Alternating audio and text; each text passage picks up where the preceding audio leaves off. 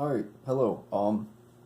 Gonna talk today about what's been called the Pulmosan 1600J, although that name has been applied to another face piece as well. So I'm gonna talk specifically about the ones manufactured by Coachnet, which both of these are. Pulmosan also made their own face piece for the 1600J. I don't actually own one of those. It's kind of interesting though. It has rounded lenses and the valves on like this little angle tube there, and then it uses the same style of filter. So it's closer in appearance to a, let's say, a KT, although the valve locations have been switched, so it's chin filter. Which, yeah, onto these. This one I've owned for a while. It actually came with this box, which is where we get the 1600J from. That's what it says on the box. And this one just came in today from Pixel Productions. It did not come with this filter. This filter came with this mask because I got two filters with it. And they're threaded the same, which is something I wanted to get onto after I get over some of the differences in the masks. Because these were manufactured by Coachnet, there are a couple different ones. I actually have a third phase piece, and it's for it has a chest rig to it. And that has some very interesting differences to it, is that was sold to Wilson instead of Pulmosan. So that one, because it went to Wilson, it's missing some Pulmosan specific features. It does not have these small strap retainers, I guess you would say. I'm sure Duke has a specific word for it. That face piece does not have these, while both of these do. And also the hardware's very Pulmosan, particularly on this one.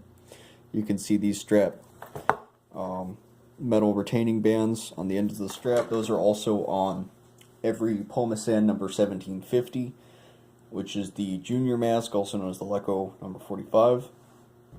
This is also a junior mask, as that J says, the junior referring to the small canister size, and not because they're supposed to be used by children working in ammonia plants, which is unfortunate because I'm sure they'd be good at it. They've got those tiny little hands, and really refrigeration's not that hard. So, yeah, anyway, and you can see the exhale valves are different. I don't have enough info to really speak to that because, what is it, the Wilson one doesn't even use the same style as either of these. It has a spearhead, but it's in a metal guard. This one, if I had to hazard, just doesn't look original to me, but honestly, I don't want to put any strong guesses out there. So, as you guys may have heard, these are kind of important in that they're one of the first injection molded face pieces the U.S. has used. They were used for some experimental masks, particularly ones made by Coachnet. I'm not saying these are resold and retrofitted U.S. experimental masks, but a very, very similar face piece, also manufactured by Coachnet, was used in several different setups for both aviation and land war testing in the 20s and 30s, mostly the 30s. Getting past that, I'm going to look at the Pulmosan specific changes to these. In order to use chin filters, you can see they have added this plate onto the bottom of them. These masks must have been incredibly stretchy at one point for them to fit that on there, which is really interesting. And it has this Pulmosan, I guess, chrysanthemum flower. I don't know. You'll see this on a lot of different masks, all by Pulmosan. That's kind of one of their spider gasket cuts, even though it's usually on metal. But you'll see that on like the exhales of their half masks. I've got a couple different ones with that. Unfortunately, I don't actually have anything up here. These are my only two Pulmosan masks right now.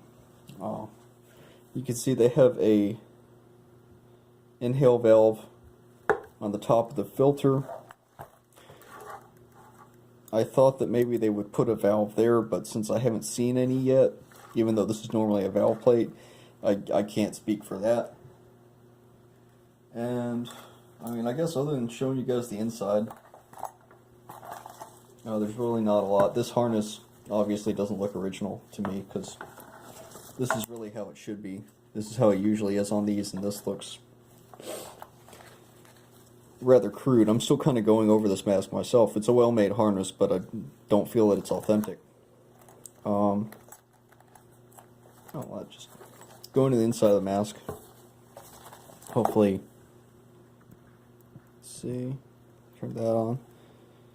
You can see the big seller here is the integrated Dassault tubes, which this was brand spanking new.